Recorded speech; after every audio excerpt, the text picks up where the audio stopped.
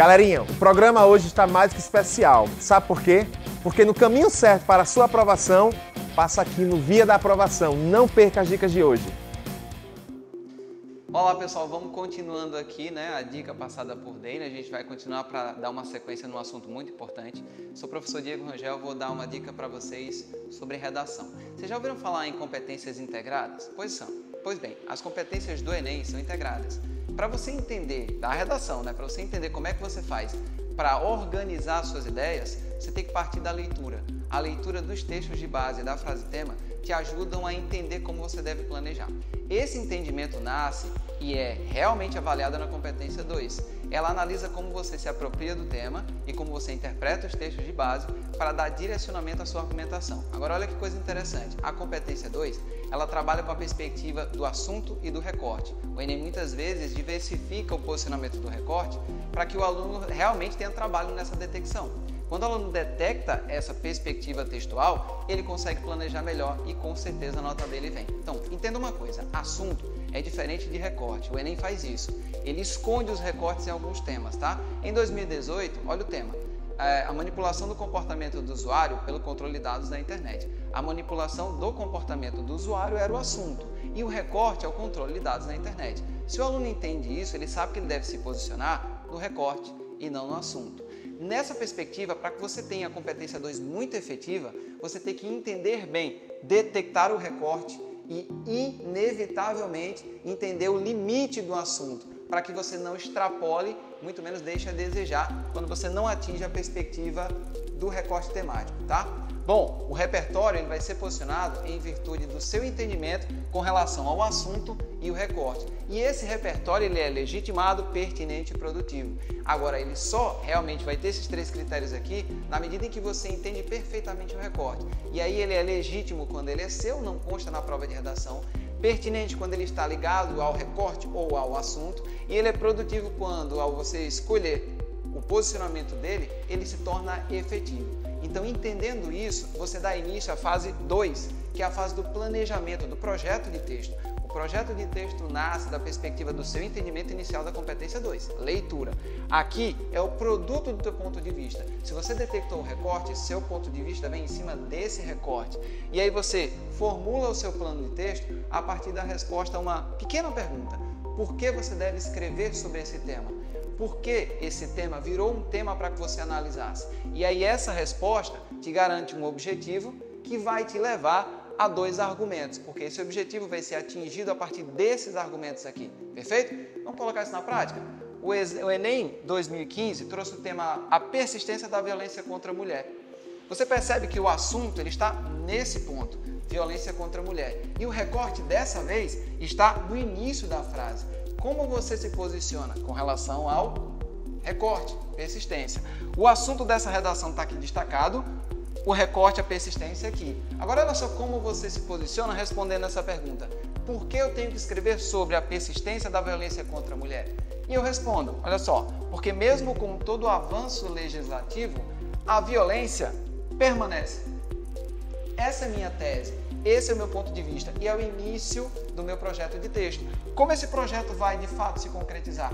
Quando eu entendo que a causa dessa permanência da violência, dessa persistência, é a lentidão das ações estatais e a aceitação da cultura patriarcal. E aí eu tenho um foco específico dentro do qual eu vou concentrar os meus esforços para achar determinadas circunstâncias positivas aqui no texto. Então olha só uma coisa engraçada para vocês aqui, ó. Se eu estou pensando na lentidão das ações estatais, você gosta de filosofia, sociologia, você pensa em Thomas Hobbes, que o Estado tem que agir para evitar um convívio caótico. Atrela a essa perspectiva, você pensa também na perspectiva da aceitação da cultura patriarcal, você pode falar sobre a cultura, como ela realmente se apresenta no cenário local, você pode usar uma informação do texto de base, principalmente aquela que fala sobre o infográfico, tem informações específicas para a gente, tá? Feito isso, você tem as 3 principais partes da sua redação. A introdução que vai ser construída a partir dessa tese, o argumento 1 a partir dessa ideia e o argumento 2 a partir disso. No mais é só fazer a intervenção e resolver os problemas que você mostrou. Resolvendo o primeiro, resolve o segundo. Valeu, hein? E aí, chegou, não é? É amanhã. Dica do professor Petrônio de História para você. Hoje é dia de sossego, hoje é dia de paz, hoje é dia de concentração. Que tal você escutar um podcast? Passado a Quente, podcast que o Spotify fez com a Folha de São Paulo. Os últimos anos da história brasileira, de 2013 a 2022, para você escutar, para você relaxar, para você ficar informado e amanhã arrebentar e começar a tua via para entrar na universidade. Podcast, na boa, sossegado, relaxado. Divirta-se amanhã! Fala galera, tudo bem? Eu sou Rafaela, professora de Geografia, e hoje eu vim trazer dicas para sua prova de Ciências Humanas e especificamente aí a disciplina de Geografia. Toma cuidado que a prova de Geografia é uma prova interdisciplinar que envolve assuntos tanto da natureza quanto questões sociais. Então aquelas alternativas que dão ideia de exclusividade, como por exemplo, só, somente, apenas, na maioria das vezes elas são incorretas. Então toma cuidado com esse tipo de questões. Além disso, tem alguns conteúdos que eles são mais corriqueiros na sua prova de Geografia. A exemplo da Geografia Agrária, que normalmente aparece aí 1 a 2 questões na sua prova. E aí é interessante que você saiba identificar a geografia agrária, a geografia tradicional, o agronegócio, quais são os impactos ambientais que cada tipo de agricultura promove, sobretudo no território nacional. Além disso, a gente também pode fazer uma associação à agropecuária comercial com a Revolução Verde, que veio aí para aumentar a produtividade e também trouxe alguns impactos socioambientais, como por exemplo o desmatamento do cerrado, da floresta amazônica, o desemprego estrutural, naquele onde eu tenho a substituição de homens por máquina. Então, geografia agrária não envolve só a atividade do setor da agropecuária, mas também envolve a própria agroindústrias, conflitos territoriais, sobretudo na região norte do nosso país. Então, fica aí essas dicas para vocês e até a próxima.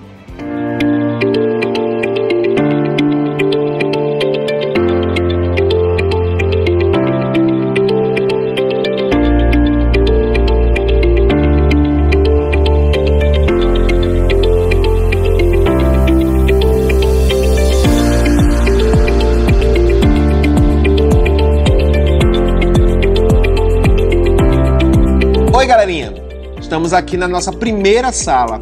Há 20 anos atrás nem imaginávamos que iríamos ser um colégio, éramos apenas um cursinho.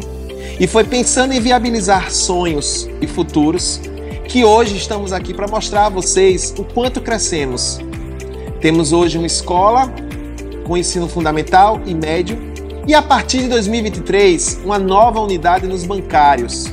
Quem imaginava que lá atrás sementes seriam plantadas e hoje estaríamos colhendo não só frutos, mas sonhos que passaram a se tornar realidade. Sabe por quê? Porque aqui no VIA são muitas possibilidades e uma única via.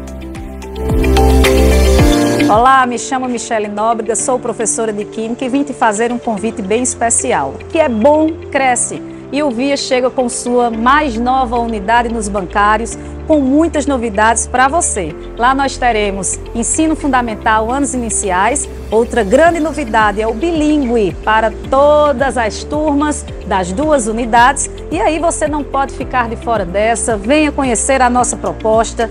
Matrículas abertas 2023 já estão a todo vapor e contamos aí com a presença de vocês. Seja bem-vindo a conhecer o VIA Medicina.